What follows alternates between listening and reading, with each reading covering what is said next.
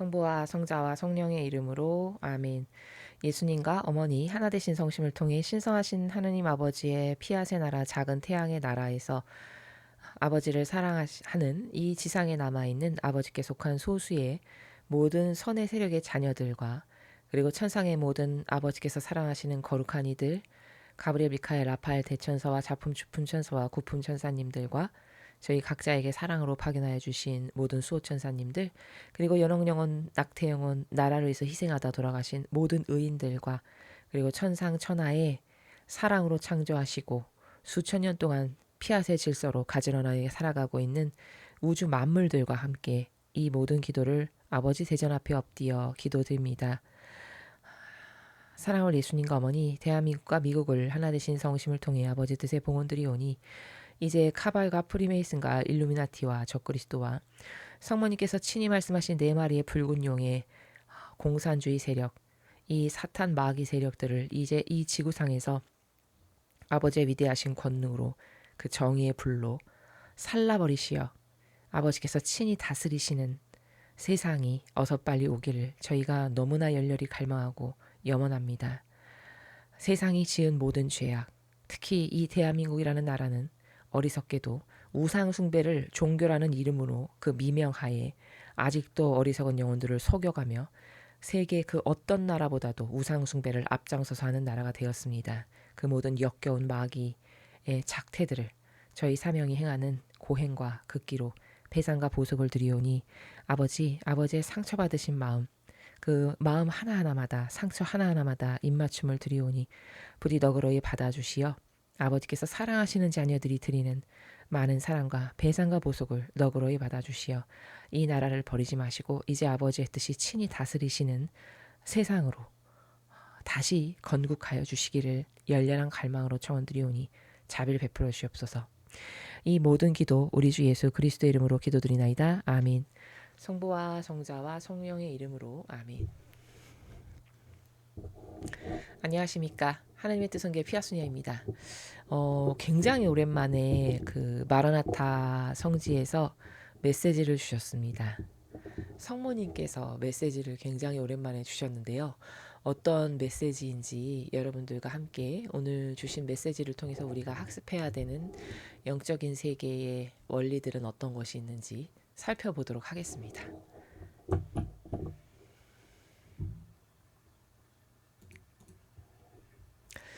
2025년 9월 12일 지극히 거룩하신 마리아 성명축일. 복되신 어머니께서 이곳에 오시어 말씀하십니다. 찬미예수, 사랑하는 자녀들아, 지금 이 시기는 너희가 무엇보다도 사랑하는 마음을 지닐 것을 스스로 선택해야만 하는 순간이다. 이런 극악무도한 범죄를 저지른 사람을 온 마음을 다하여 용서하여라. 그리고 만약 그의 마음속에 정말 사랑이 있었다면 이런 일은 결코 일어나지 않았을 것임을 깨달아라. 이것을 받아들일 수 있겠느냐? 모린이 말합니다. 예, 그럴 수 있었으면 좋겠습니다. 복되신 어머니께서 말씀하십니다.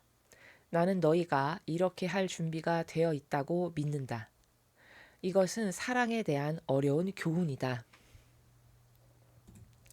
그러나 너희가 사랑에 대한 이 교훈을 받아들인다면 너희는 거룩함에서 진보할 것이며 나를 매우 기쁘게 할 것이다.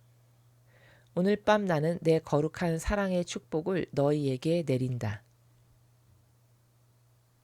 성모님의 말씀이셨습니다. 사랑할 성모님, 감사합니다.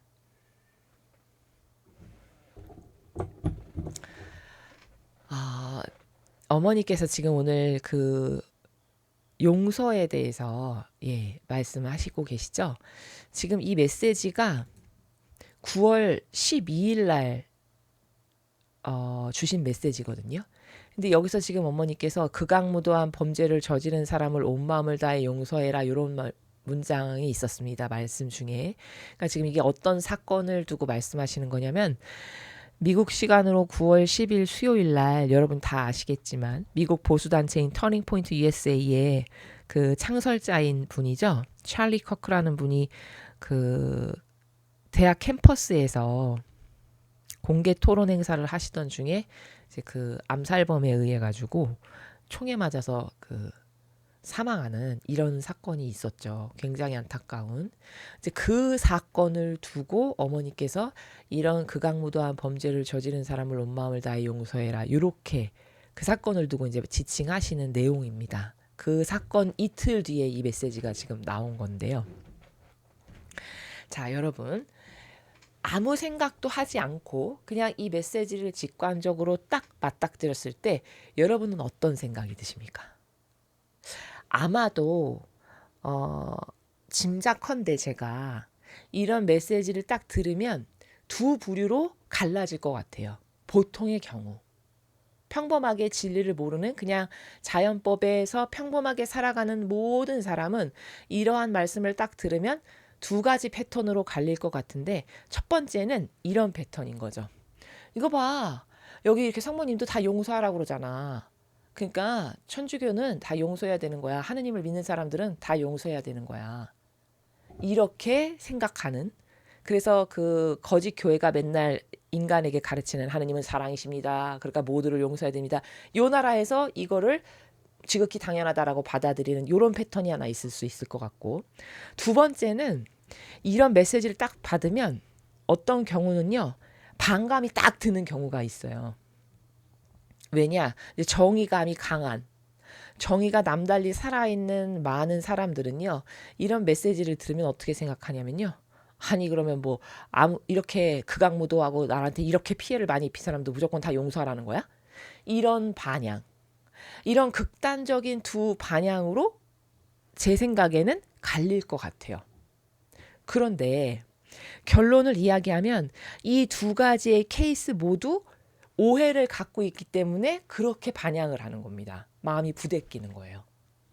자, 그럼 오늘 우리는 이 메시지를 통해서 굉장히 많은 축복을 우리가 지금 오늘 받을 수 있는 날이에요. 어머니께서 주신 선물이라고 저는 생각하는데, 이런 사건을 기해서 이런 메시지를 주셨으니까 이 기회가 돼서 우리가 사랑이 도대체 뭔지, 그렇다면 용서는 어떤 기준에, 무엇에 어떤 기준에 어떻게 근거하여 해야 되는 건지, 이런 것에 대한 명확한 기준이 있으면 그렇게 그냥 무조건 반감을 갖거나 무조건 수용하거나 이런 식의 차원에서 생각하면서 단정하진 않겠죠.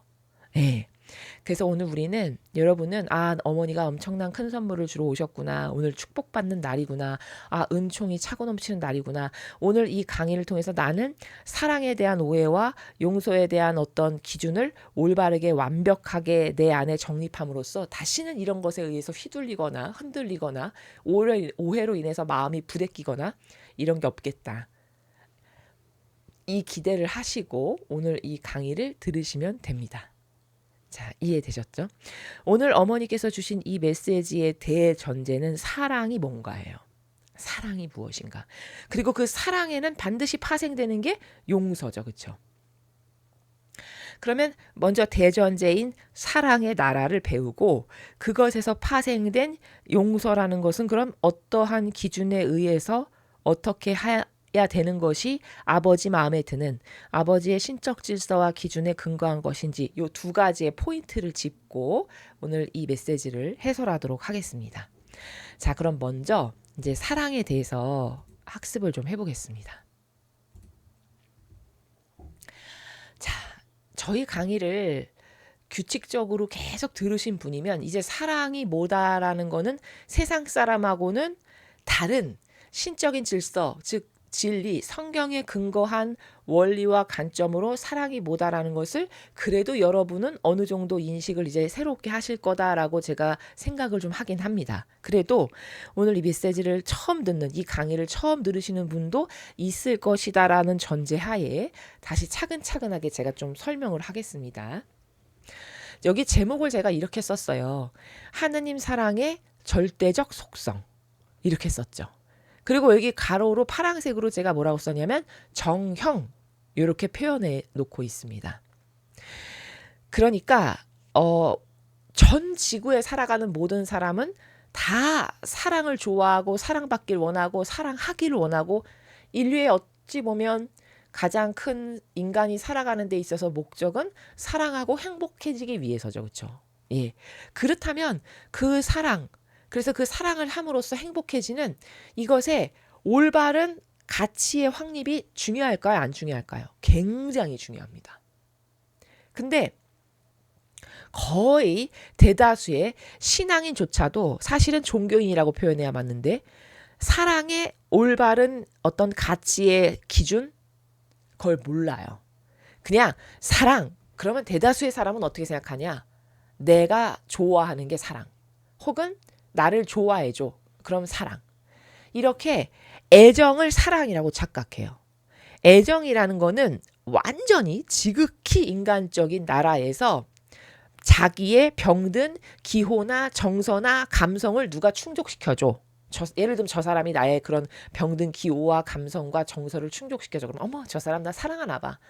이렇게 착각 속에 살아가는 게 사랑이라고 하는 기준으로 세상 사람이 생각하는 대다수의 나라가 다 사랑이라고 생각하는 건데 이게 바로 이건 다 사랑이 아니다라는 거예요.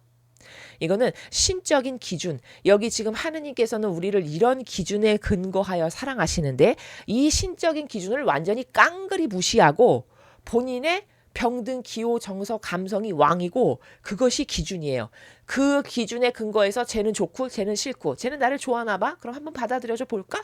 이런 식으로 하는 그래서 언제든지 버릴 수 있는 식상해지면 그냥 바로 버리는 이런 저급하고 저열한 거를 사랑이라고 착각하고 살아간다는 겁니다. 맞죠? 예. 근데 그것은 사랑이 아니에요. 마귀가 그 영혼 안에 사고방식 안에 살아가면서 그 영혼의 병든 감성과 기호를 가지고 놀면서 어떨 때는 요게 좋았다가 어떨 땐 또 저게 좋고 그러면서 왔다 갔다 하면서 변덕스럽게 얘는 이럴 때 나의 기호를 만족시켜주네. 얘가 좀 마음에 들었다가 얘가 좀 식상해졌어. 근데 제가 또 새롭게 다가오네. 어머 쟤는 나의 이런 기호를 만족시켜주네. 제가 또 마음에 들고. 이걸 사랑이라고 생각하는 저열한 거죠. 그렇죠. 이건 절대 사랑이 아니라는 거예요. 이건 완전히 속은 인생이라는 거죠. 자, 그렇다면 하느님은 우리를 아주 지극히 사랑을 하십니다. 근데 그 아버지는 이렇게 병든 기호와 정서와 경향으로 우리를 사랑하시지 않아요. 따를 원칙과 질서와 기준이 있다는 거죠. 바로 그 따를 원칙과 질서와 기준이 뭔지를 나도 학습을 해서 알고 나도 그 기준에 근거하여 그 기준에 부합하면 자비를 베풀고 그 기준에서 벗어나면 정의를 수행하고 이렇게 할 때만이 그게 건강한 사랑이다라는 걸 여러분이 먼저 전제적으로 아셔야 돼요. 이해되시죠? 그래서 오늘 우리는 하느님 사랑의 절대적 속성이 뭔가 라는 것을 먼저 배워야 해요. 그래야 병든 사랑에서 탈피할 수 있다. 그래야 부부도 실패하지 않고 결혼 생활을 오히려 나이가 들면 들수록 원숭미가 더 나오면서 더 아름답고 깊은 사랑의 나라를 펼칠 수 있다예요. 이해되시죠? 자, 여기 정형이라고 쓴 거는 이 정형, 어떤 딸을 기준이라는 거잖아요. 정형이라는 단어가 함의하고 있는 뜻은 이 기준에 근거해서 내가 사랑을 하면 이 기준에 근거해서 하느님을 닮은 그런 신적 사랑을 하면 여러분 놀라운 일이 펼쳐져요. 인간 안에. 어떤 놀라운 일이 펼쳐지냐. 내가 행하는 모든 것은 다 생명활동이 됩니다. 이해되시겠습니까? 근데 병든 인간이 자기에 맞지도 않고 옳지도 않은 그리고 시시각각 변덕스럽게 여러분 인간의 기호가 얼마나 저열하고 저급한 거냐면 초등학교 땐 인형이 좋았어. 근데 중고등학교 때도 인형 좋아합니까? 중고등학교 땐 또 무슨 차 이런 장난감 차를 좋아해. 그랬는데 성장해서 대학을 갔네? 그러면 진짜 내가 타고 다닐 수 있는 고급 스포츠카나 남자애들이라면 이런 거에 관심 있을 거고 여자애라면 또 다른 무슨 명품 뭐 가방이라든가 뭐 화장품이라든가 뭐 이런 것에 관심 있고 이렇게 기호라는 거는 나이가 들수록 그리고 자기가 처해 있는 환경에 따라서 시시각각 변하고 달라지는 게 인간의 병든 기호입니다. 이걸 누가 맞춥니까? 그렇죠. 그리고 이걸 어떻게 옳다고 할 수 있어요. 그렇게 변덕스러운데. 근데 그것에 근거해서 누구를 고른다? 그걸 사랑이라고 생각한다? 이게 얼마나 위암천만한 일입니까? 그리고 한평생에 그걸 나의 전부라고 여겨서 그 사람을 하고 결혼을 한다. 이건 도박이죠, 도박. 이건 도박이에요. 이러니까 결혼 생활이 행복하지 않고 늘 실패하는 거죠. 실망하고 거기서 만족감을 못 느끼고 안정감도 못 느끼고. 그건 왜냐? 본인이 시작을 할 때 병든 기호와 정서와 경향의 근거에서 이렇게 하느님의 오늘 우리가 배울 사랑의 절대적인 속성이라고 하는 정형의 근거에서 내가 사랑을 한 게 아니고 이 기준의 근거에서 사랑을 하고 이 기준의 근거에서 매일 다양한 생명활동의 창조가 일어나는 것이 아니라 사탄이 나에게 어디서 온지도 모르는데 불어넣은 내가 처해 있는 환경, 또 부모로부터 이어 내려온 거, 유전자적으로 가지고 있는 이런 기타 등등의 다양한 것으로부터 실타래가 뒤엉키듯이 뒤엉킨 나의 변덕스러운 정서나 경향, 기호 이런 거에 근거해서 사랑이라고 생각해서 선택을 하니 거기 무슨 비전이 있고 거기 무슨 희망이 있으며 그게 어떻게 영속적이고 지속적일 수가 있겠습니까? 이해되시죠? 그러니까 이 사랑의 절대적 속성인 정형을 배워서 내가 이 정형대로 사랑의 나라를 펼쳐나가는 건 내 인생의 승패를 좌우하는 결정 짓는 굉장히 중요한 기준이다라는 겁니다. 그래서 배우는 거예요. 이해되시죠? 자, 그래서 하느님 사랑에 하느님이 우리를 사랑하실 때 인류를 다스리실 때 그 사랑의 절대적인 속성이 있는데 그것은 진리와 정의와 자비다라는 거예요. 이거는 이제 제가 하도 많이 이야기를 해서 잘 아실 겁니다. 자, 첫 번째가 진리예요. 이 사랑의 절대적 속성에서도 순서가 있어요. 첫 번째가 진리라는 거예요. 왜냐? 기준이 있어야 되니까. 아무 기준도 없는데 어떻게 사랑을 해야 되는 건지 어떻게 자비를 베풀어야 되는 건지 알 수가 없잖아요. 그 기준이 먼저 있어야죠. 바로 진리가 기준이에요.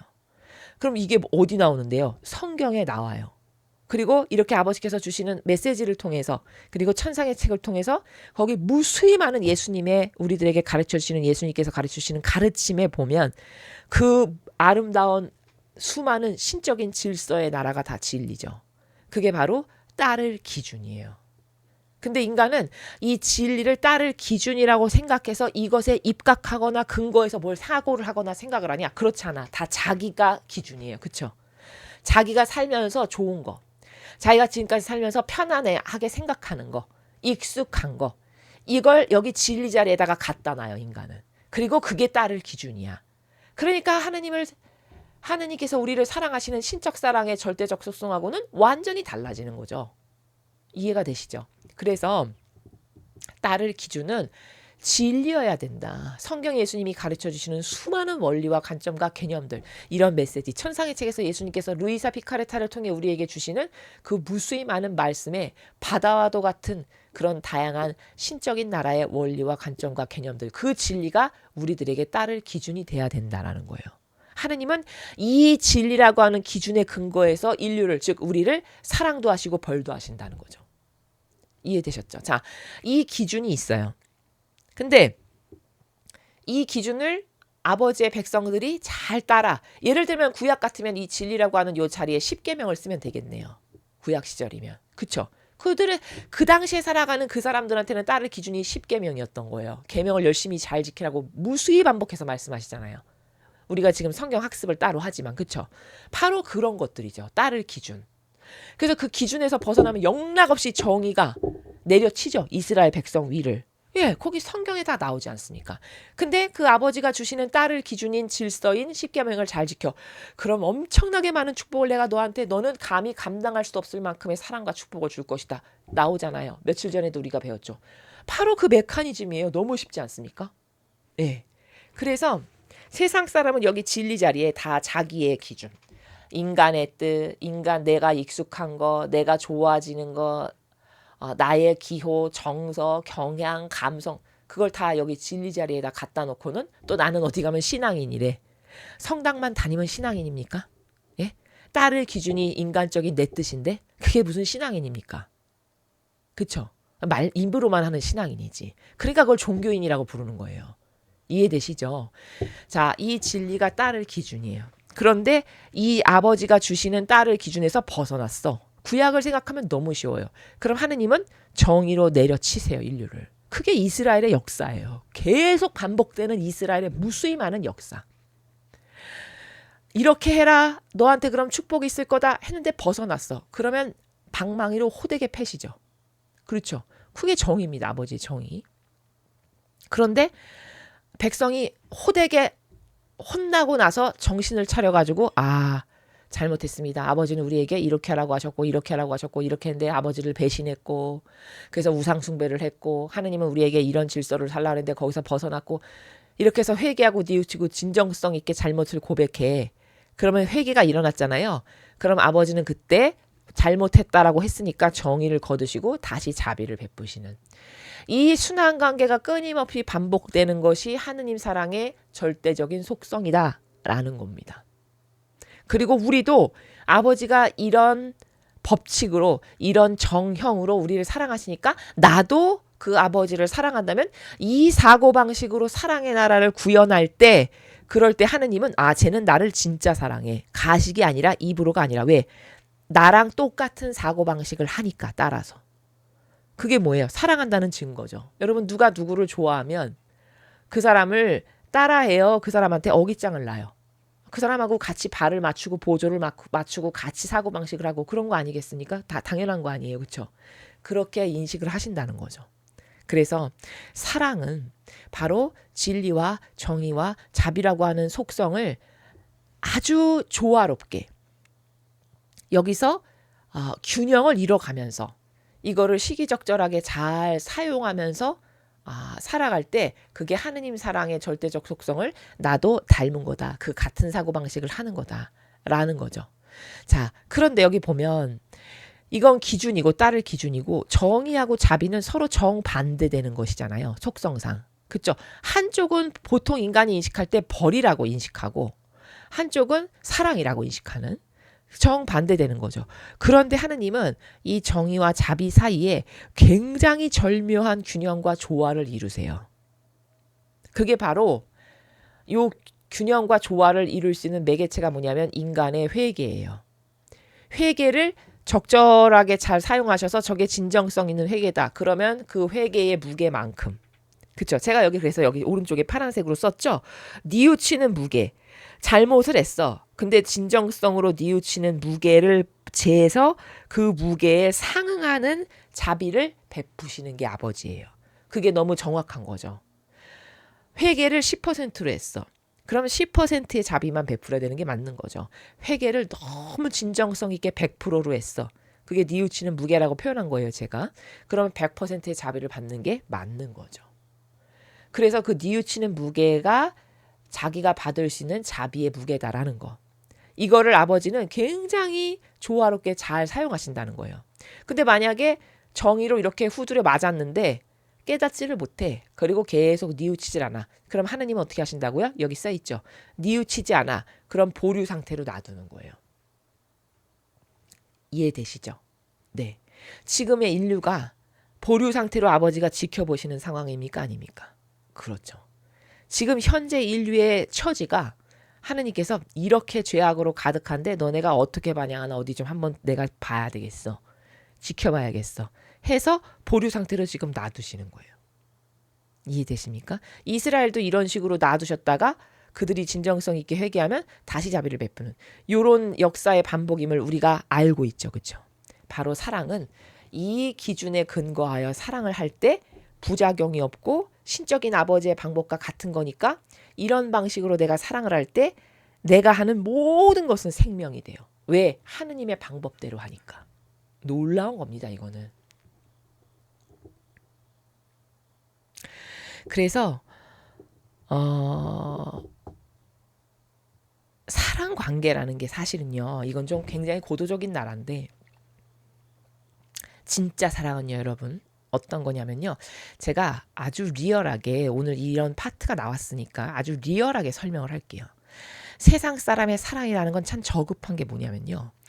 연인 관계인데도 서로 간을 봐. 제가 하는 말 무슨 말인지 아시죠, 여러분은? 네, 서로 간을 봐요. 심지어 그게 사귀는 사이, 소위 세상으로 표현하면 사귀는 사이, 연인 사이인데도 간을 본다고요. 이거는요. 시작 자체가 마귀예요.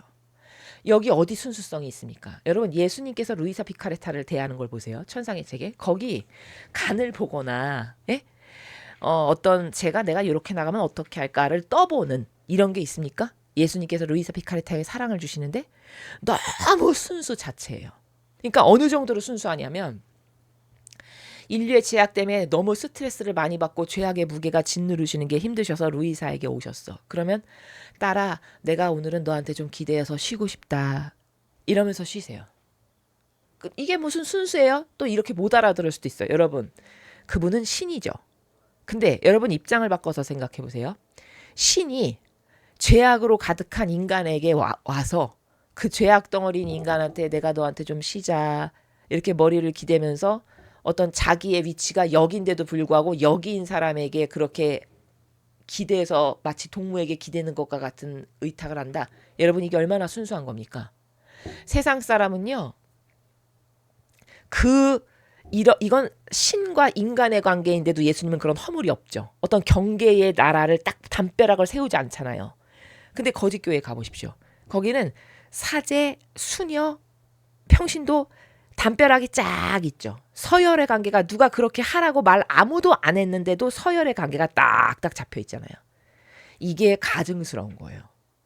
근데 예수님은 신이신데도 그 부족한 인간에게 그런 가증스러운 담벼락을 세우지 않잖아요. 이게 순수한 거예요. 이제 아시겠습니까? 순수가 뭔지? 자, 이게 이 정도로 순수한데 예수님은 사랑하는 사이여서 내가 이 여성과 혹은 이 남성과 앞으로 결혼하고 지금 사랑 관계에 있어. 그런데도 거기서 간을 보고 어떤 시 세우는 게 있고 순수하게 완전하게 오픈을 하지 않는다. 이게 요즘 세상 사람들의 어떤 연애의 방법이랄까? 그런 거라는 걸 제가 들은 적이 있거든요. 이거는 완전 사랑이 아니에요. 그쵸? 이런 데서는 거기서 어떤 창조의 생명이 일어날 수가 없어요. 근데 예수님과 루이사 피카레타의 관계를 보십시오. 뭘 하든 다 창조가 일어나요. 무엇을 하든지 간에. 이를테면 그렇게 순수성으로 하나 된 관계이다 보니까 예수님이 하시는 모든 것이 너무 안타까워서 루이사 피카레타가 자기가 자원해서 제발 제가 배상보석할 테니까 예수님 저한테 그 쓴물을 주십시오. 저한테 고통을 주십시오. 저한테 고통을 주십시오. 여러분 요즘 부부관계에서도 부부간에 서로가 너의 무게가 나의 무게니까 나한테 줘 나한테 줘 이런 관계 쉬울 것 같습니까? 저는 그런 부부들 많이 못 봤어요. 너는 너 나는 나. 오히려 눈에서 안 보이면 속 시원하게 생각하는 부부가 거의 다예요. 맞습니까? 거의 그렇잖아요. 그게 진실이잖아요. 그렇죠? 이거는 사랑 관계가 아니라는 거예요. 이미. 근데 루이사 피카레타와 예수님의 관계는 서로가 서로에게 너무 소중하고 전부가 뭔지 아시죠? 전부고 저 사람의 고통이 너무 안타깝고 애처로워서 그 고통을 제발 나에게 주십시오. 나에게 주십시오. 이런 관계성이에요. 여기서 무수히 많은 창조가 일어날까요? 안 일어날까요? 일어날 수밖에 없겠죠. 이런 관계성이에요. 그럼 아름다운 사랑이라는 건 그런 거거든요. 여러분 예수님과 성모님의 사랑의 관계를 또 볼까요? 성모님은 예수님이 먼저 돌아가셨잖아요.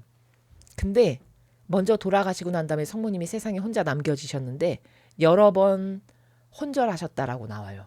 이 마라타에서 말씀하시는 묵주기도에 보면. 여러분 요즘 부부관계에서 혼절하는 거 보셨어요? 남편이 집을 비운 지가 오래됐어.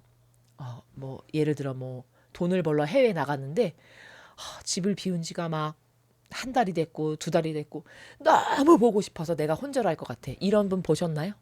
없죠 요즘에 그런 사람. 오히려 오랫동안 떨어져 있으면 좋아해요. 후련하게 생각하고 잔소리하는 사람 없어서 편하다고 하고.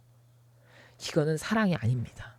이건 사랑이 아니에요. 본인들은 사랑이라고 착각하고 주장을 하겠지만 글쎄요. 그건 만약에 예수님과 성모님의 사랑이 100% 아주 순결하고 고결한 자체라고 하면 그런 건 한 3%? 이런 걸 사랑이라고 본인이 굳이 주장한다면야 어쩔 수가 없겠지만 완전히 질 떨어지는 거죠. 이러니까 그런 관계에서 무슨 창조가 일어나겠습니까? 거기. 그렇죠.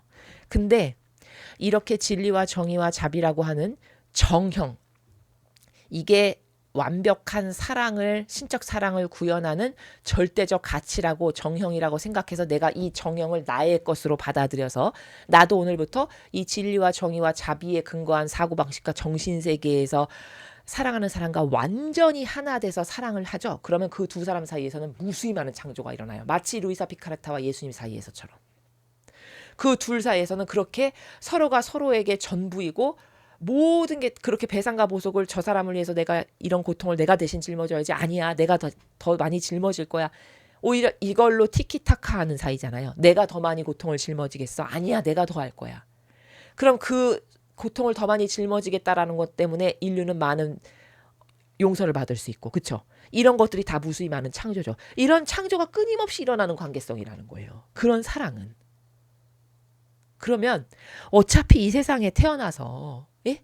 이렇게 한시적인 생명으로 살다가 죽을 우리들이 이런 죽기 전에 사랑도 똑바로 알지 못해서 이런 하느님 사랑의 절대적 속성하고는 다른 사랑을 하다가 죽는다면 그게 누가 좋아지는 걸까요? 하느님이 기뻐하실까요? 내 영혼이 좋아질까요? 이건 마귀만 좋아하는 일인 거죠. 한평생 거기에 속아서 이상한 사랑을 하다가 죽는 거예요. 마귀에게만 양식을 대는. 얼마나 안타까운 일입니까 이게. 그래서 우리는 오늘 어머니께서 마침 이런 말씀을 주시니까 사랑이 뭔지 똑바로 알아야 되겠다. 인류는 사랑을 모른다. 제가 누누이 말씀드리지 않습니까? 사랑을 모른다고 인류는. 자, 사랑 관계라는 거는요. 즉 사랑의 정형. 이게 올바른 사랑입니다. 라고 제시하는 어떤 스탠다드적인 기준. 그걸 정형이라고 하는데 그 사랑의 정형은 뭐냐면요. 잘 들으십시오. 나의 전부를 저 상대에게 주고 그리고 나의 전부를 주면 저 상대도 그 사람의 전부를 줄 때 내가 다 받을 수 있는 이런 상호 교환이 자유롭게 자유자재로 되는 관계가 성립될 수 있다. 그럼 이게 사랑의 정형이고 이게 가장 이상적인 사랑이에요. 그걸 구현하신 분이 예수님과 성모님이세요. 서로가 서로에게. 그러니까 한 사람이 안 보이니까 혼절을 하죠. 그런 사랑이니까. 이해되시죠? 부부는 이런 사랑을 구현할 수 있어야 되는 게 진정한 부부예요. 아시겠습니까? 네. 그래서 사랑관계라는 것의 정형은 뭐냐? 내 전부를 내어드리고 그러면 내 전부를 받으신 하느님께서 하느님의 그 내 전부를 받으시고 감동을 하셔서 아버지께서 또 나에게 주시는 사랑을 전부로 받아들여서 받을 수 있는 이런 상호 교환의 관계가 자유자재로 아주 잘 구현되는 그것이 성립되는 이런 관계가 아주 이상적인 사랑의 정형의 나라라는 거죠. 이해되시죠? 그래서 우리가 오늘 이걸 배웠으니까 이제 이 정형, 진리와 정의와 자비라고 사랑은 나도 이것에 근거하여 남편은 남편에게 걸맞게, 자식은 자식에게 걸맞게 이 속성을 가지고 대하고 사랑한다면 그러면 내가 하는 모든 행위도 다 창조적인 생명이 일어나게 된다라는 거예요. 왜? 하느님의 사랑의 속성을 닮은 것을 내가 수행하니까. 여러분 하느님이 하시는 모든 것은 다 창조죠. 다 생명이지 않나요? 그렇죠. 근데 그 아버지가 하시는 사랑과 똑같은 속성으로 내가 사랑을 해. 내 가족이라든지 뭐 이웃이라든지 하나 된 누군가를. 그러면 하느님의 속성과 똑같은 속성으로 내가 사랑을 하니까 당연히 내가 하는 사랑에도 다양한 생명의 창조가 일어나는 건 너무 지극히 당연한 거라는 거죠. 그래서 우리가 이 정형, 오늘 배우는 이 사랑의 절대적 속성이라고 하는 이 정형으로 정신 사고방식이 무장되어 있어서 이걸로 사랑을 할 줄 알아. 그러면 일단 내가 이것과 똑같은 절대적 속성을 가지고 사랑을 하면 하느님과 일단 첫 번째 소통이 돼요. 왜냐? 같은 사고방식이 되니까 아버지랑.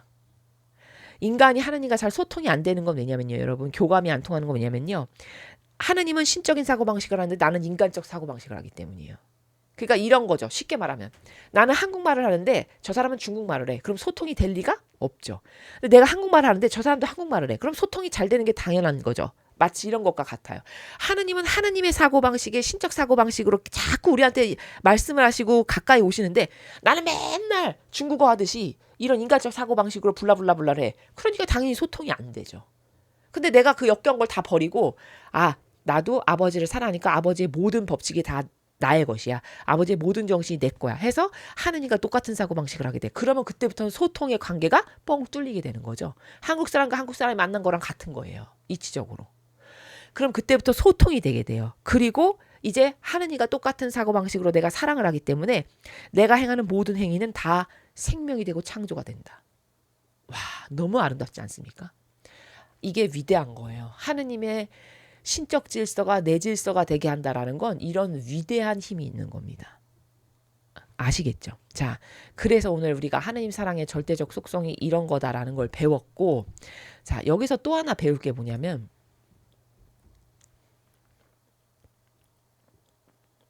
많은 사람이 갖고 있는 오해를 여기서 짚고 넘어가야 되는데,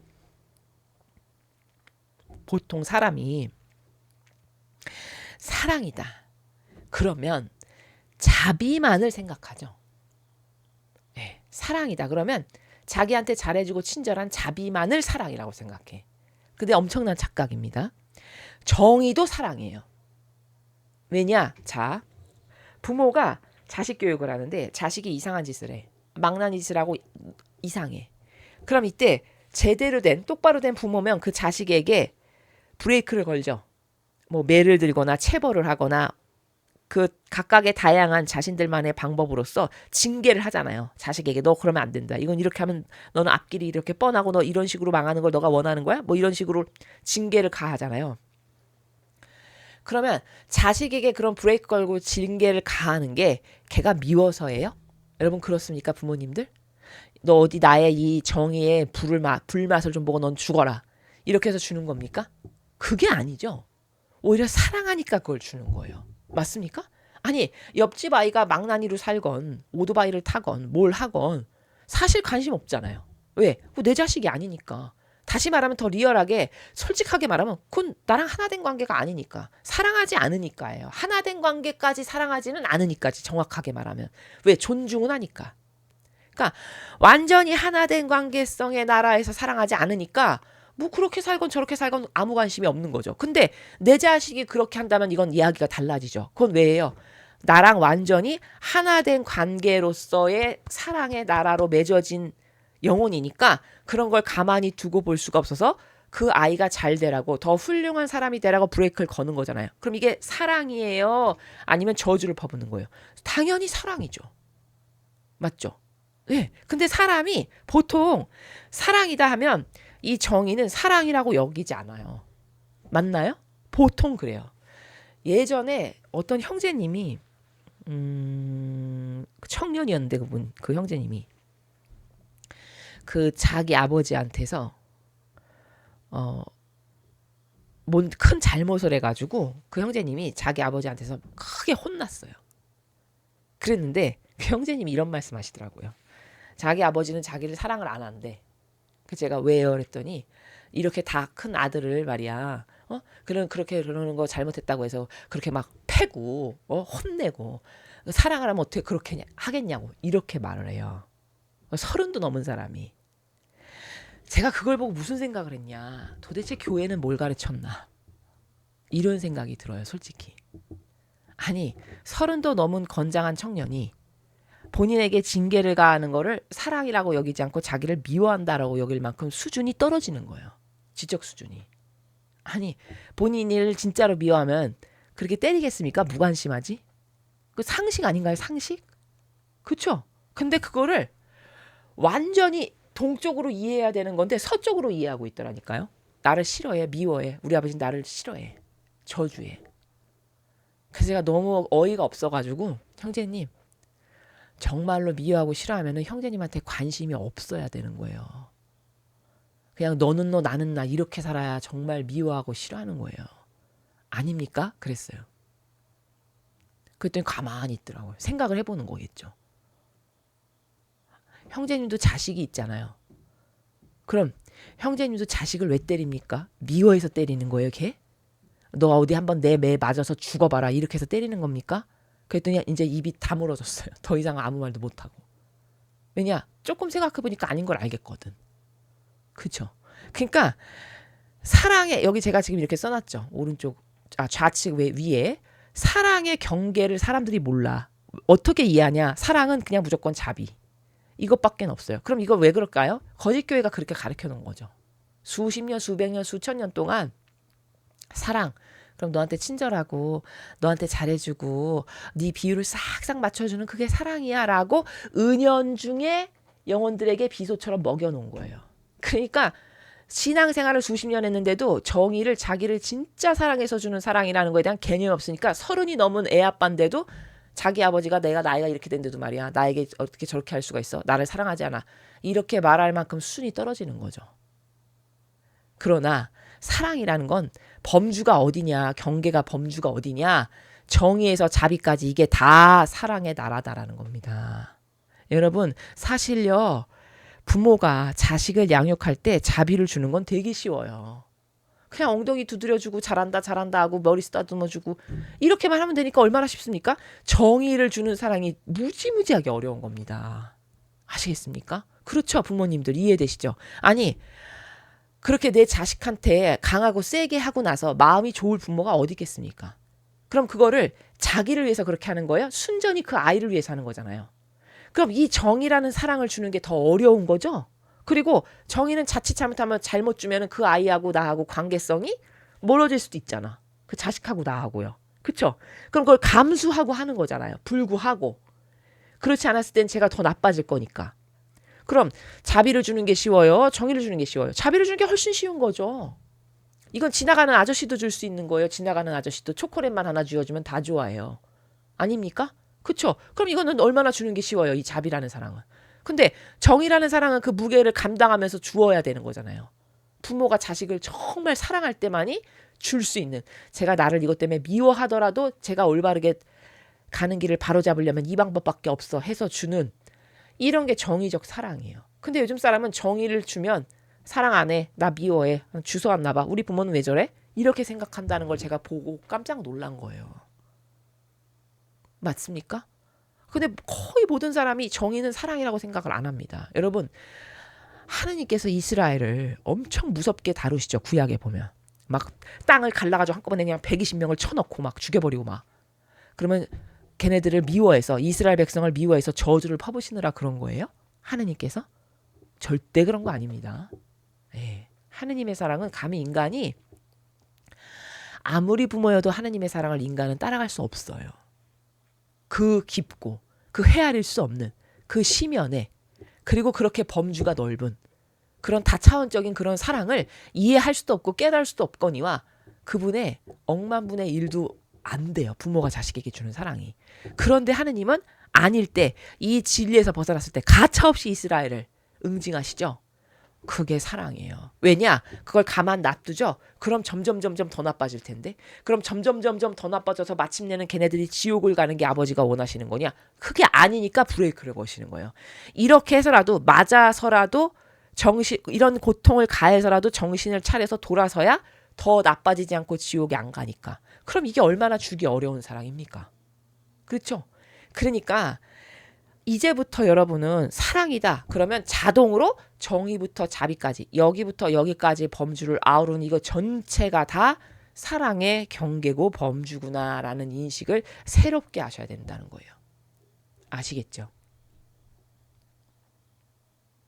그 다음에 이제 또 이 사랑이 나왔으니까 이것과 관련돼서 엄청난 종교인들 가운데서 오해가 뭐냐면 이 교회가 누가 그걸 시작했는지는 모르겠는데 끊임없이 이렇게 가르쳤거든요. 종교생활 가운데 구약은 하느님은 정의의 하느님이고 신약의 하느님은 자비의 하느님이야. 그러니까 구약은 그렇게 무섭게 해가지고 그냥 막 한꺼번에 막 몇백 명 죽이시고 막 긍징하시고 막 불을 내시고 막 이렇게 했지만 신약의 하느님은 자비의 하느님이라서 그렇게 안 하고 사랑만을 예수님이 계속 말씀하시잖아. 이렇게 여러분 많이 들어왔죠. 이런 식으로 계속 교회가 얘기했죠. 그러면 여러분 이거 잘 보세요. 이 말은 막이에요. 답부터 얘기하면. 왜냐? 진리는요. 시대에 따라서 달라지는 것이 아니라고 제가 말씀드리죠. 진리의 기준이라는 건요. 여기 우리가 오늘 배운 따를 기준이라는 거. 인간이나 고무줄 잣대를 가지고 이랬다 저랬다 하지 하나님은 절대 그런 분이 아니라고요. 아니 그렇게 고무줄 잣대로 얘한테는 이렇게 재고 너한테는 이렇게 재고 이럴 진리라면 우리가 이걸 왜 믿습니까? 예? 그럴 신이라면 왜 따라요 우리가? 그런 것은 역겨운 쓰레기 같은 인간 세상 세야도 많은데. 그렇죠.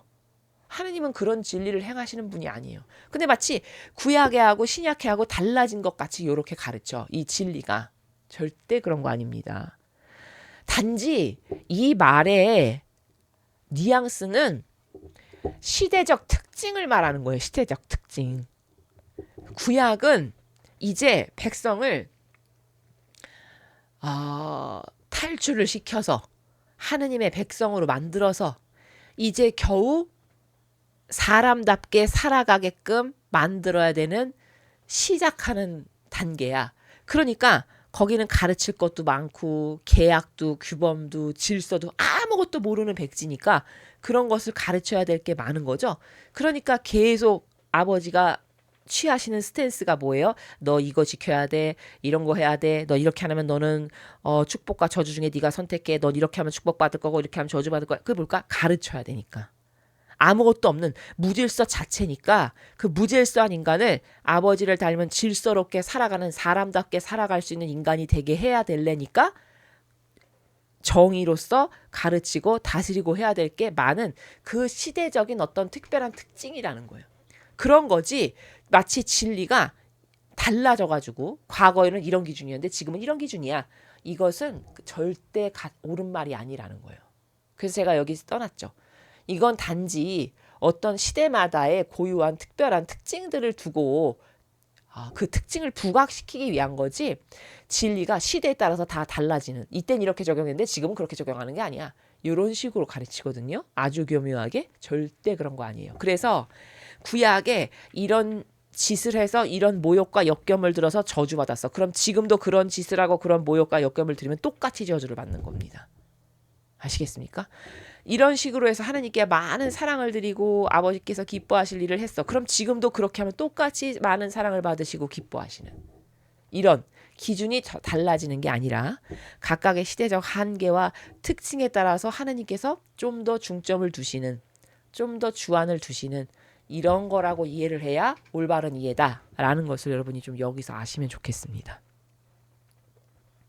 자, 그럼 이제 사랑에 대해서 우리가 하나님 사랑의 절대적인 속성, 정형에 대해서 배웠습니다.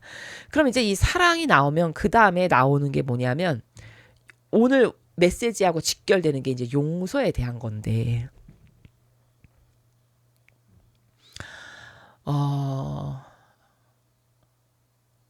우리가 용서라는 단어를 들을 때 도대체 어디까지 용서해야 되는 건가? 어떤 케이스에 어떻게 용서를 해야 올바른 건가? 이런 것에 대해서 궁금해 하시는 분들이 의외로 많아요. 상담하다 보면. 그러면서 이제 성경을 본인이 생각해 보시는 거죠. 그래, 예수님은 7번씩 77번이라도 용서라고 하셨어. 그러니까 다 용서해야 되는 거구나.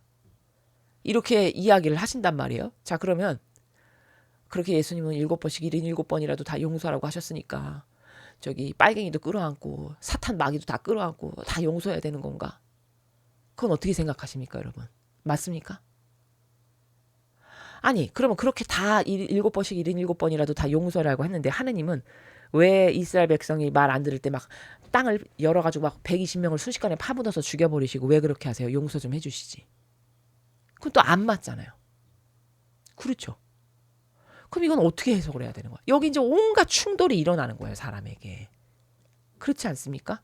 아니, 그렇게 용서를 해야 되는 거면 도대체 하나님은 이스라엘을 왜 패망시켜서 나라도 없이 떠돌이 생활하면서 1800여 년 동안 유럽에서 온갖 유럽인들이 다 싫어해서 수용소에 붙잡아다 놓고 가스실에 가둬서 죽이고 이런 것을 왜 했어? 용서 좀 해주시지. 예수님은 7번씩 77번이라도 다 용서하라고 하셨는데 왜 이렇게 달라?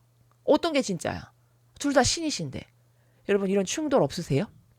이런 충돌 갖고 계신 분들 은근히 많아요. 그러면 도대체 어떤 기준에 근거해서 그런 말씀을 하시는 건가를 똑바로 알아야 되겠죠. 자, 잘 보십시오. 아버지는 이원론으로 다스리세요.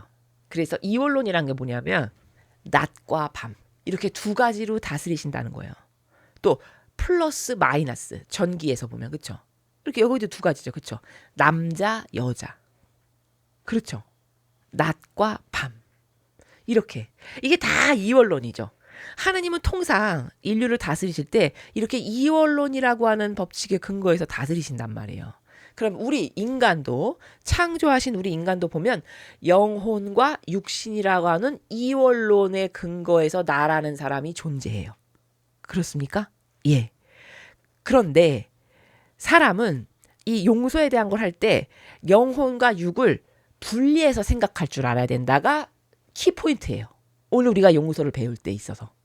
다시 영혼과 육신이 있어요. 하느님은 이원론으로 다스리시기 때문에. 근데 영혼과 육신을 분리해서 생각할 줄 알아야 용서에 대한 충돌이 더 이상 일어나지 않는다. 이게 대전제예요. 근데 많은 경우 아까 제가 이건 이런데 이건 왜 이래? 여기서 충돌이 날 수밖에 라고 생각했을 때 거기서 무수히 많은 충돌이 나는 건 이원론으로 분리해서 생각할 줄을 모르고 그냥 뭉뚱그리 하나로 생각을 하니까 이때는 이런데 이때는 왜 이러지? 라는 이런 딜레마에 빠지게 된다는 겁니다. 자, 그러니까 답부터 내리고 가면 뭐다? 용서라는 건 영혼과 육신을 분리해서 생각해야 되는 거다. 라는 점이에요. 자, 그럼 볼까요?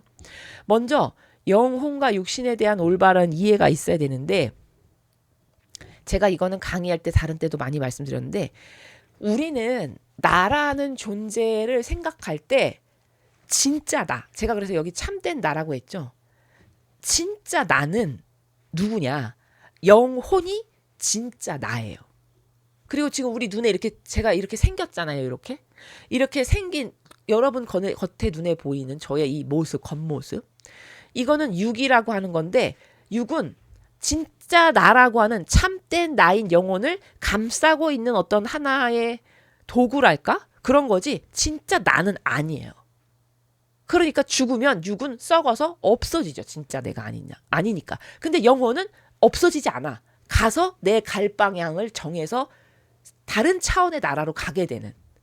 그러니까 이게 진짜 나가 맞다라는 게 그렇게도 입증이 되잖아요.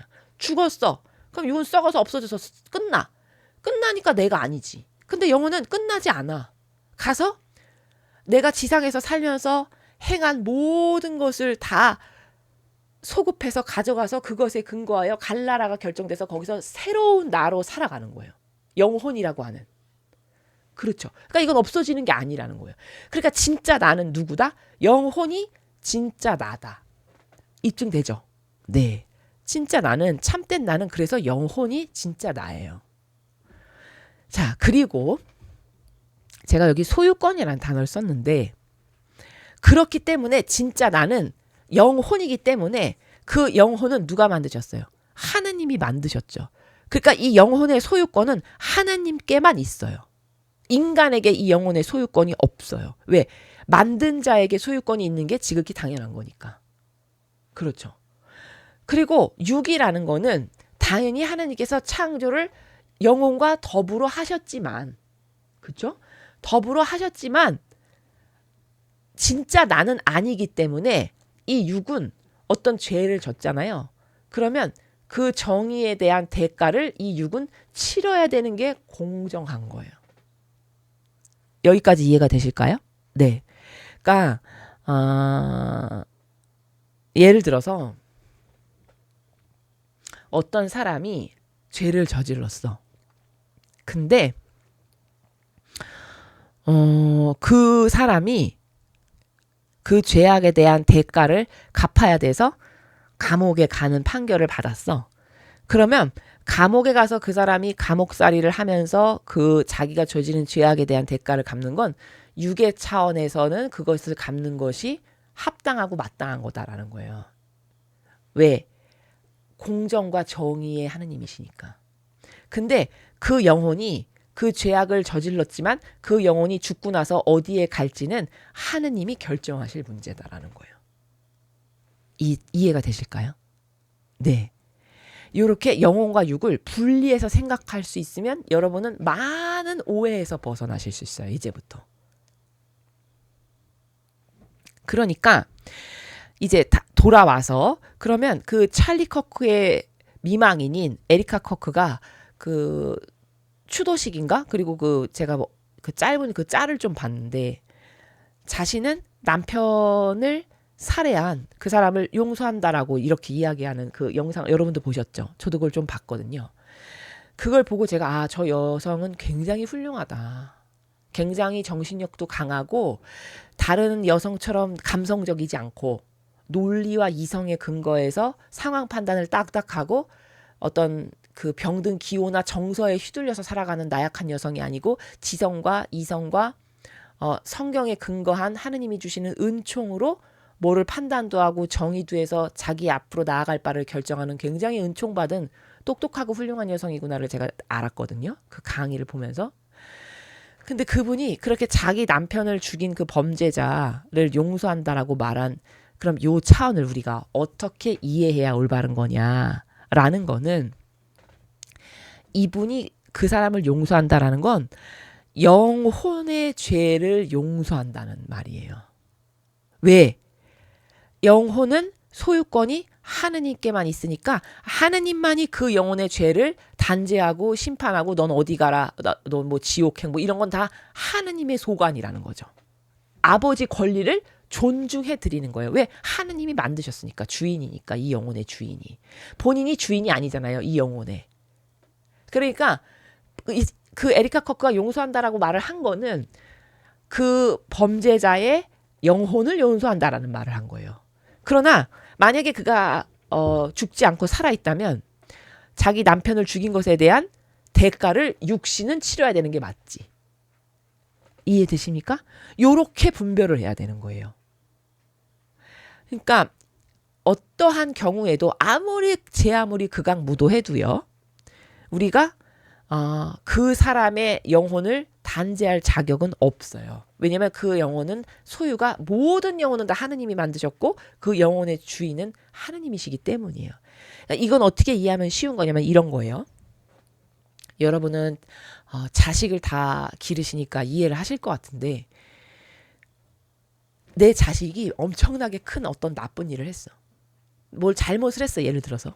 근데 그 잘못을 부모인 내가 막 혼내고 야단치는 건 괜찮은데 뭐 옆집 사람이나 길 가던 어떤 나랑 상관없는 모르는 사람이 내 자식에 대해서 막 그런 걸로 꾸지람을 하고 뭐 단죄를 하고 막 이렇게 그럼 기분이 썩 좋지 않으시죠?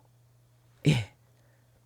대다수의 부모님은 아무리 내 자식이 이런 거 잘못했어도 내가 혼내는 건 괜찮은데 다른 사람이 내 자식에 대해서 손가락질하고 비난하고 그런 걸로 혼내는 거는 기분이 좋지 않다라고 여기세요.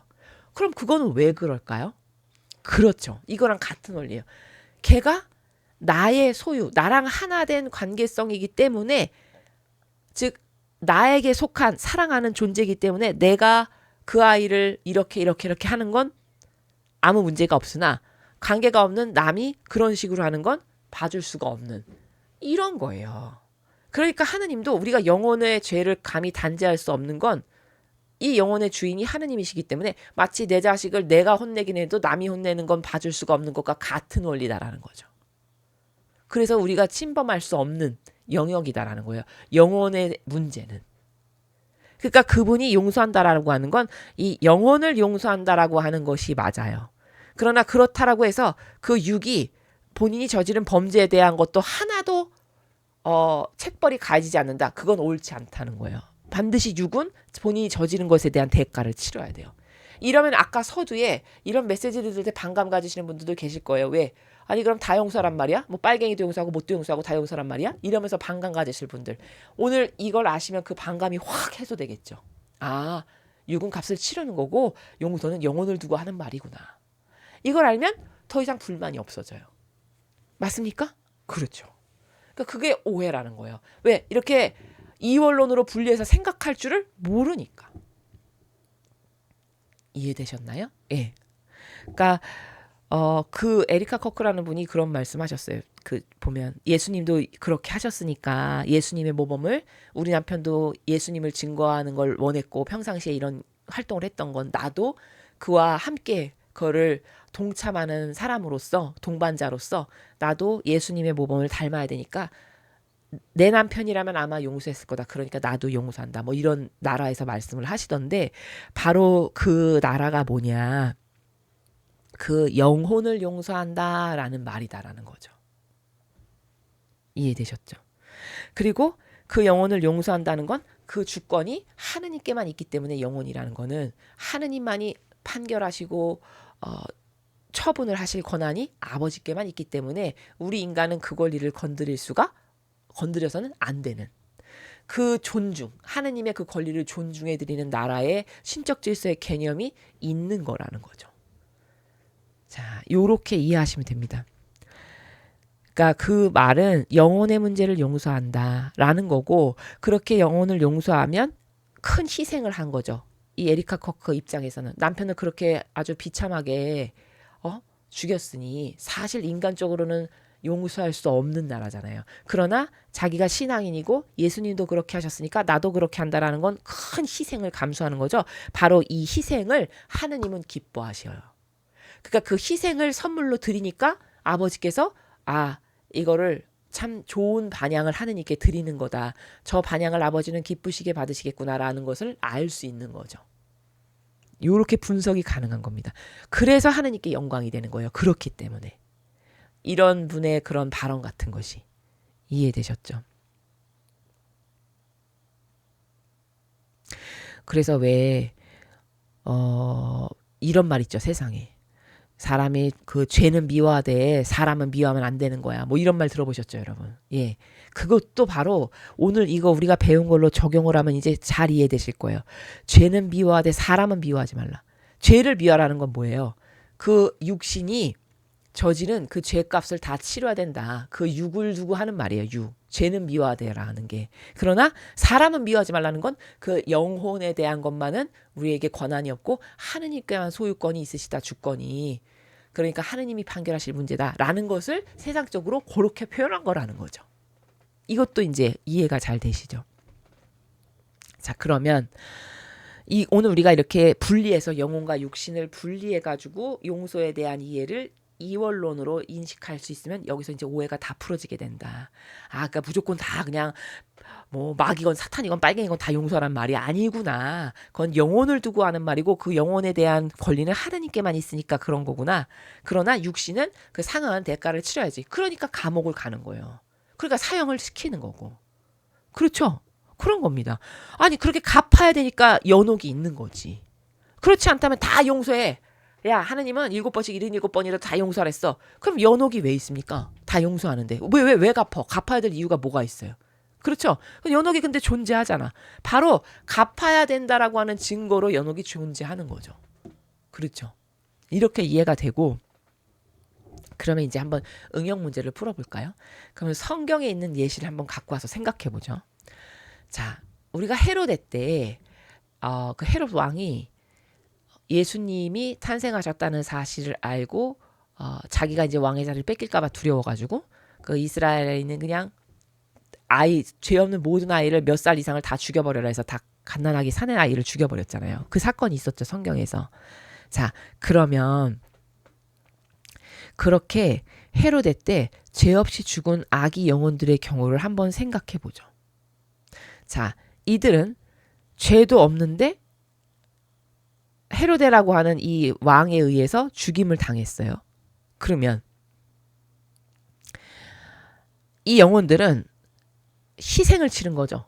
아무 죄도 없는데 태어나서 얼마 되지도 않는데 희생을 당한 거잖아요. 그러면 희생을 치름으로써 원죄를 갚은 게 되나요? 안 되나요? 원죄를 갚은 게 돼요. 죽임을 당했으니까.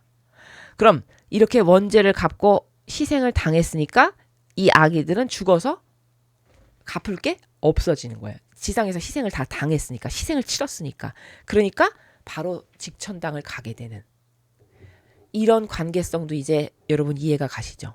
오늘 이 영혼과 육신에 대해서 배웠다면. 그러니까 원죄를 다 희생을 치름으로써 갚아버렸기 때문에 그 아기 영혼들은 죽어서 천상에 이미 가 있다라는 게 너무나 타당하고 지극한 거다. 이런 것도 여기와 더불어서 오늘 우리가 배운 것하고 연관성이 있으니까 동반해서 생각해 볼 수 있다라는 거죠. 자, 그러면 또 하나 제가 응용 문제를 한번 내볼게요.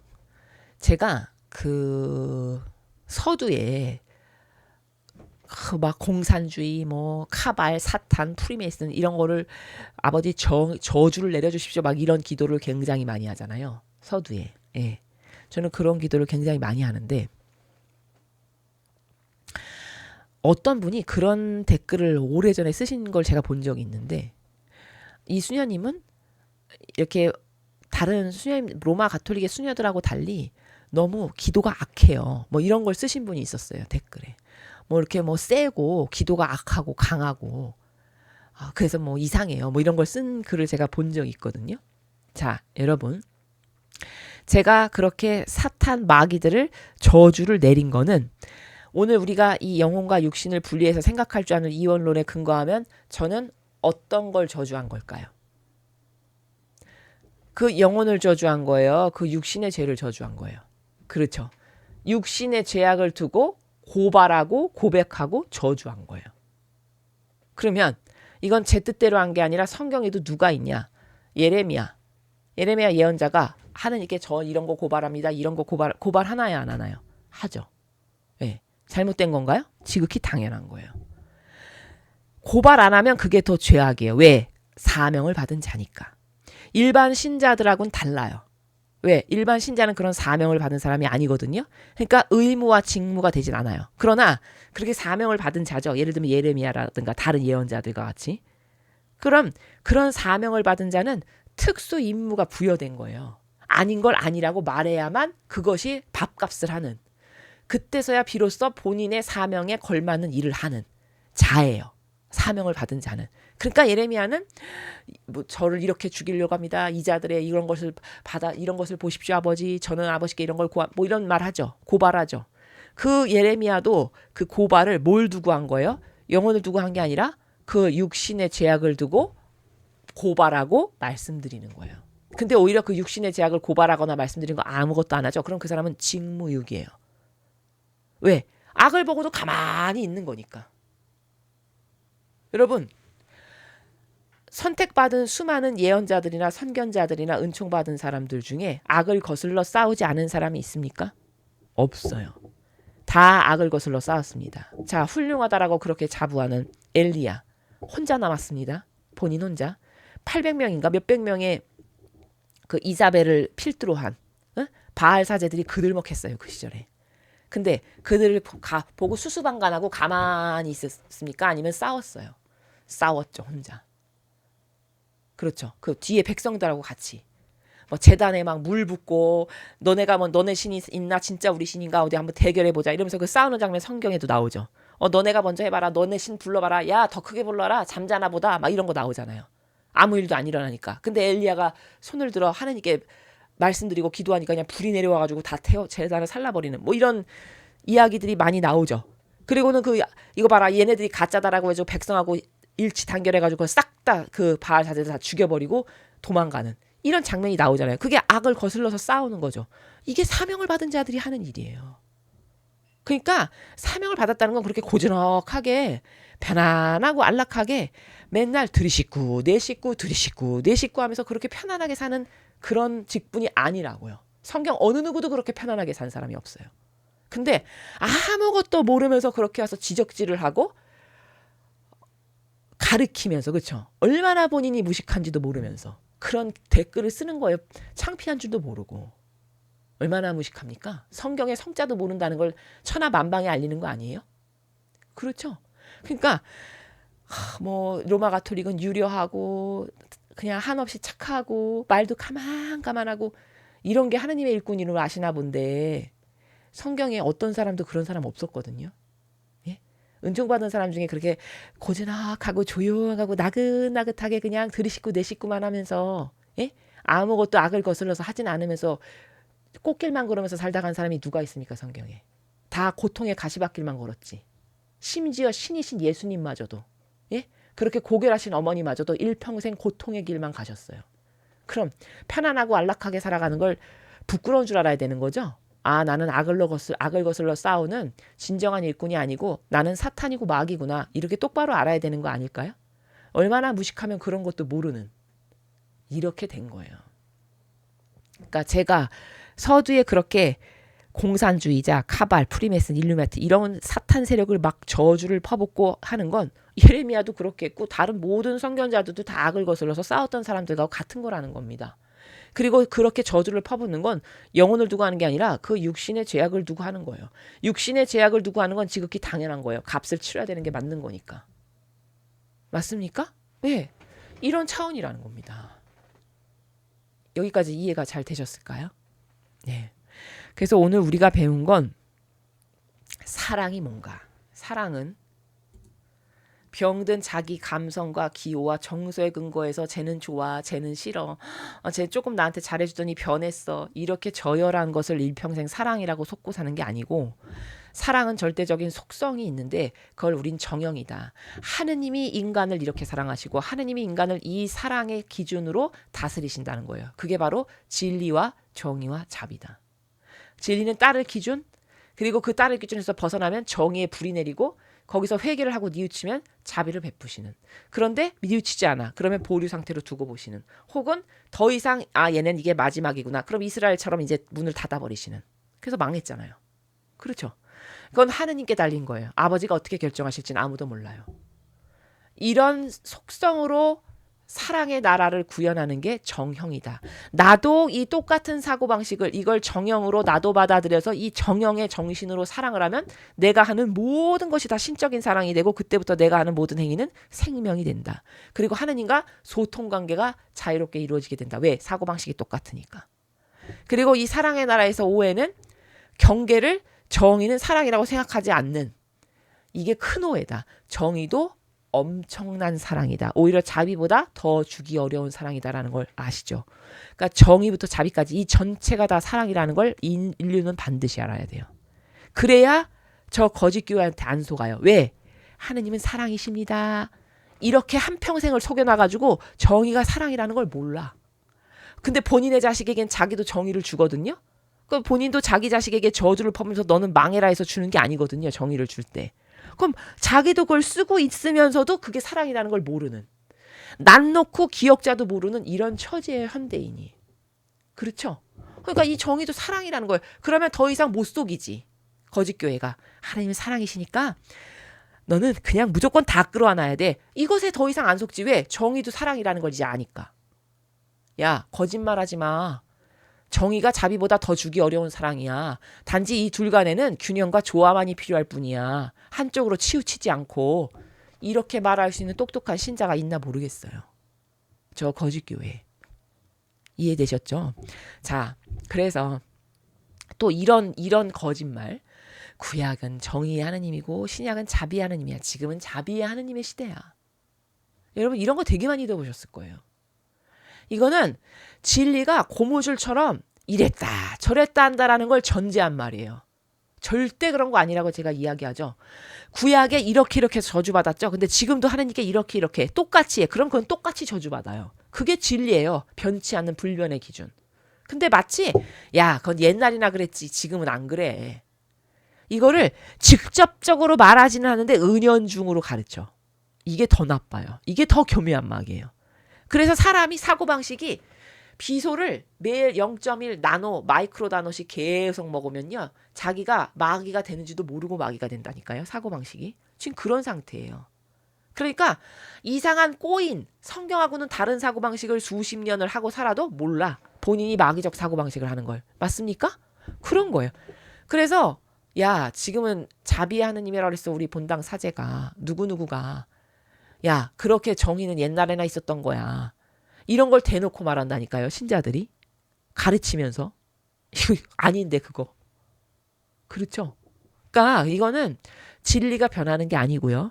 그냥 단순한 어떤 시대적의 그 백성을 더 잘 다스리려다 보니까 이때는 얘네들한테 요게 더 필요해서 그걸 조금 더 부여한 어떤 시대적마다의 특징인 거지. 진리의 기준이 이때는 이랬는데 지금은 이렇고 이렇게 달라진 것은 절대 아니다. 여기에 대한 오해도 없어야 된다는 거예요. 그 다음 이 사랑을 알면 이 사랑에 근거하여 이제 용서를 어떻게 해야 되는가가 우리가 딜레마에 빠지게 되는데 용서는 너무 쉽다. 이분법으로 이원론으로 분리해서 생각해야 된다. 영혼과 육을 따로 생각할 수 있어야 된다. 하느님은 이원론으로 다스리신다. 우리에겐 분명히 영혼이 있고 육이 있어요. 근데 영혼은 하느님의 것이에요. 본래 나라고 하는 존재는 육이 내가 아니고 영혼이 나고 그 본래 나라고 하는 참된 나는 아버지가 만드셨기 때문에 그 권리가 아버지께 있어요. 마치 자식을 혼내고 말고는 부모에게 권리가 있듯이 똑같은 거라고 했죠. 그러니까 이 영혼을 어떻게 할지는 아버지만이 아셔요. 무슨 죄를 저질렀어도. 근데 우리가 그럼 단죄하고 저주를 퍼붓고 뭐 저걸 벌해 주십시오. 주님 정의를 쏟아부십시오 하는 건 영혼을 두고 하는 말이 아니라 그가 속아서 저지른 육신의 죄, 그 육신의 죄악을 두고 하는 말이다. 그리고 그 육신은 반드시 본인이 저지른 것에 대한 대가를 치러야 되는 게 공정한 거다. 그러니까 감옥도 가고 사형도 시키는 거죠. 세상도. 그거 당연한 거라는 거예요. 그 육신이 갚아야 될 것이 있는 거죠. 그쵸? 그래서 그 찰리 커크의 미망인인 에리카 커크가 저는 용서합니다라고 하는 건 어떤 측면에서 이해를 해야 올바른 거냐? 영혼을 용서한다라는 말이다. 그 영혼이 저지른 육신의 죄까지 용서한다는 말이 아니다. 이해되셨죠? 왜 영혼을 단죄하고 말고 어딜 보내고 이건 하느님께만 권한이 있으시니까. 이걸 우리가 논할 게 아니고 육을 두고 하는 말이다. 그리고 용서한다는 건 영혼을 용서한다는 거다. 이렇게 이해를 하는 게 올바른 관점이라는 거죠. 그래서 성경을 보면은 이 영혼과 육신에 대한 많은 예들이 나오는데 그 중에 하나를 제가 지금 여러분에게 그냥 대표로 말씀드리는 거예요. 죄 없이 죽었는데 너무 억울하잖아. 이렇게 생각할 사람들 많거든요. 아니 하느님은 그렇게 죄도 없는 아기들을 그렇게 많이 떼거지로 왜 죽게 하셔? 너무 억울하지 않아? 자, 억울할 게 하나도 없어요. 왜? 그 영혼들은 죽고 난 다음에 좋은 데 가 있을 거예요. 왜? 다 갚아주시니까. 영혼이 본인이 아무런 죄도 없이 그냥 원죄만 갖고 있는 거죠. 아기들은. 그 원죄를 희생으로서 본인의 희생으로서 다 갚아버렸잖아요. 그러니까 그 당시에 죽은 아기들은 천상에서 행복을 누리고 있어요. 그렇게 하나님이 공정하게 다 갚으신다는 거예요. 그러니까 그 영혼은 지금 천상에서 행복을 누리고 있어요. 그러나 지상에서 죽을 때는 이 영혼이 굉장히 비참하고 불쌍해 보이는 거죠. 그러나 그것은 영혼과 육신의 차원의 나라를 잘 이해하지 못할 때는 그런 오해에 처할 수 있지만 올바르게 이해하게 되면 그 영혼들은 평화를 누리면서 행복하게 천상에 있겠구나라는 거를 금방 이해할 수 있다라는 것이죠. 자, 그러면 이렇게 오늘 배경 지식이 굉장히 중요했고요. 이것에 예수적 본문을 한번 쭉 읽어보시면 여러분이 굉장히 이해가 잘 가실 거예요.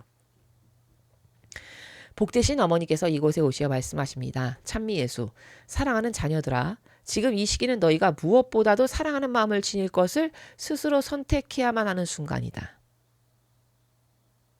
암시적으로 말씀하시죠. 사랑하는 마음을 지닐 것을 스스로 선택하라고. 그러니까 여기도 사랑하는 건 어떤 걸 사랑하는 마음이에요?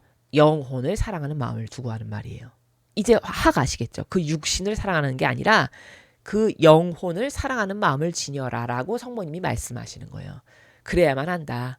그 죄가 있다면 육이 죄지 영혼은 주권자가 하느님이시고 영혼은 다 아무도 그 영혼이 어떻게 어떤 나라에 가게 되고 어떤 판결을 받게 될지는 아무도 몰라 라고 말씀하시는 거죠.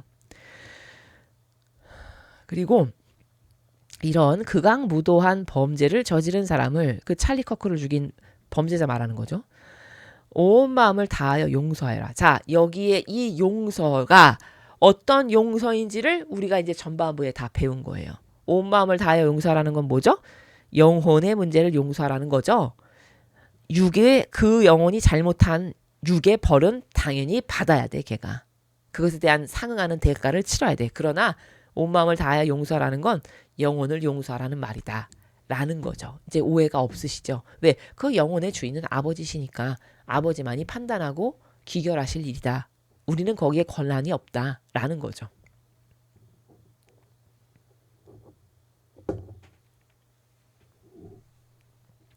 그리고 만약 그의 마음속에 정말 사랑이 있었다면 이런 일은 결코 일어나지 않았을 것임을 깨달아라. 자, 사랑이 없다는 거죠. 인간에게, 인류에게. 근데 그 사랑이 어떤 사랑이어야 하는지를 제가 진리와 정의와 자비의 올바른 신적 사랑의 속성을 가지고 여기 성모님이 말씀하시는 사랑이 그렇게 병든 세상에서 사람들이 병든 기호로 내 기호를 맞춰주는 애정관계를 사랑이라고 착각하는 그 사랑을 말씀하시는 게 아니에요. 성모님은 지금 이게.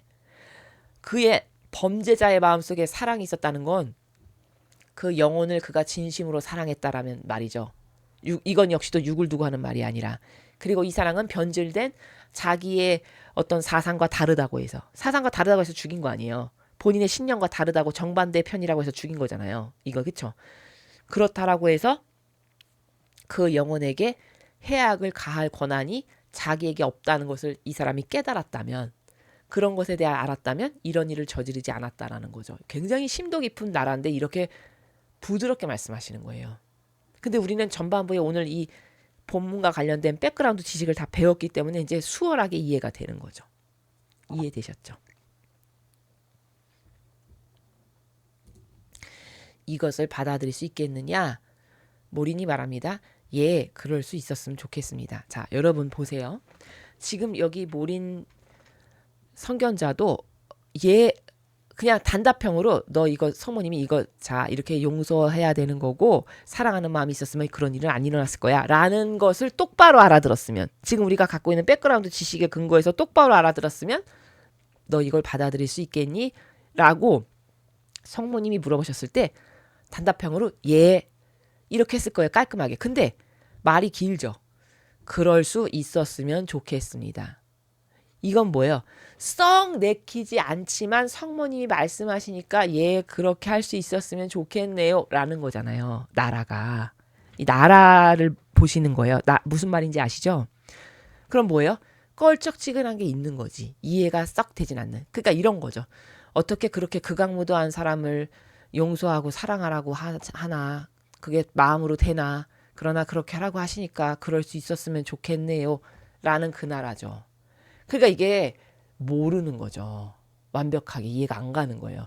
그러나 오늘 우리가 영혼과 육신을 분리해서 생각해야 되고 사랑, 신적 사랑의 나라는 진리와 정의와 자비에 근거해서 이것에 의해서만 움직이고 나의 사사로운 감정은 배제하고 별개로 따로 분리해서 생각할 때 그것에 의해서 휘둘리지도 않을 수 있고 진리에 근거하면 이런 건데 하느님은 이때 이 진리 법칙에 의해서 이렇게 판결하셨으니까 나도 그렇게 해야 되는 거고, 그러니까 아까 그 미망인도 예수님이 그렇게 하셨으니까 나도 그렇게 합니다. 그게 훌륭한 거예요.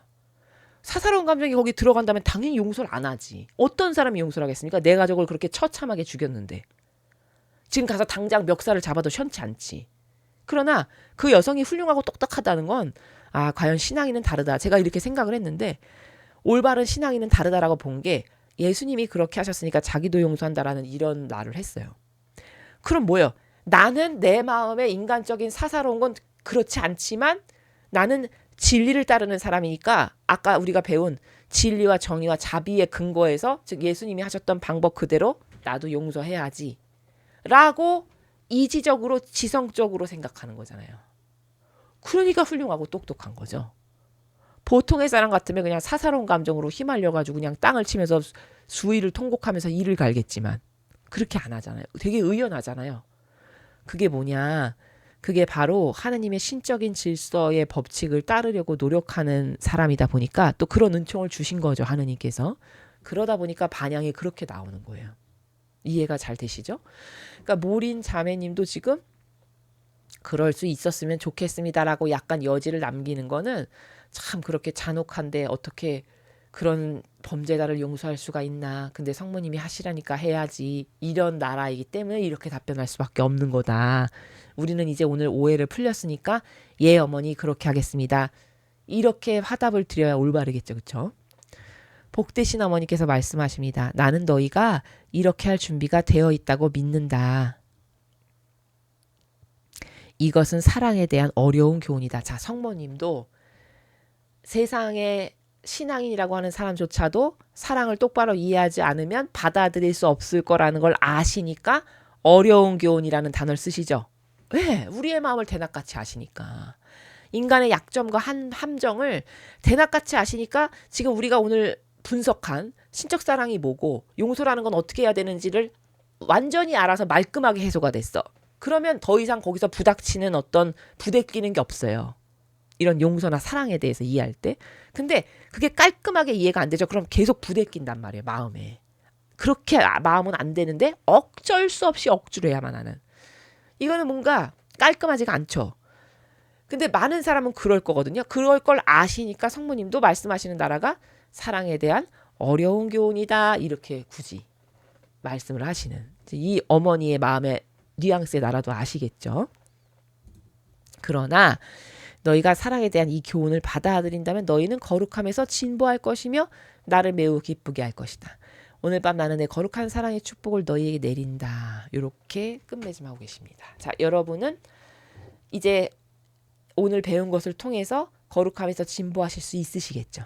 오해가 다 풀리셨죠? 예, 그러셨으면 됐습니다.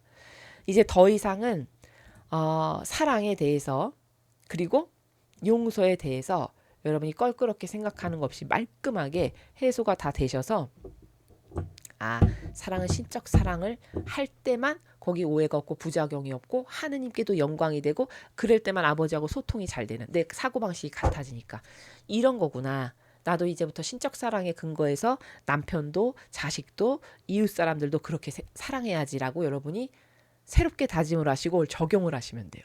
그리고 그것에 근거해서 용서도 이원론으로 분리해서 생각해야 되는 거구나. 주권이 하느님께 있으니까 그건 내가 터치할 영역이 아니야. 다만 나는 그 육을 두고 그 육이 속아서 그런 일을 저지른 그 육신을 두고 저주를 내리고 그것을 아버지 그것에 상응하는 대가를 치러주십시오. 이렇게 악을 거슬러 싸우는 건 육을 두고 하는 거다라는 것에 대한 분리를 잘 하시면 여러분이 반감을 갖거나 혹은 무턱대고 하느님은 사랑이시니까 모두를 사랑하십시오. 이런 것에 더 이상 속지 않는 여러분이 되실 수 있으시겠죠. 오늘 강의 사실은 굉장히 핵심만 제가 뽑아서 빠른 시간 안에 말씀드리려고 압축을 한 거예요. 굉장히 방대하게 더 말씀드릴 수도 있지만 이 내용을 잘 아시고 잘 적용을 하셔서 여러분이 앞으로 더 이상은 사랑이나 용서에 대해서 오해가 없으셨으면 좋겠습니다. 이상으로 2025년 9월 12일 지극히 거룩하신 성모님 성명 축일 메시지 해설 강의를 마치겠습니다. 감사합니다.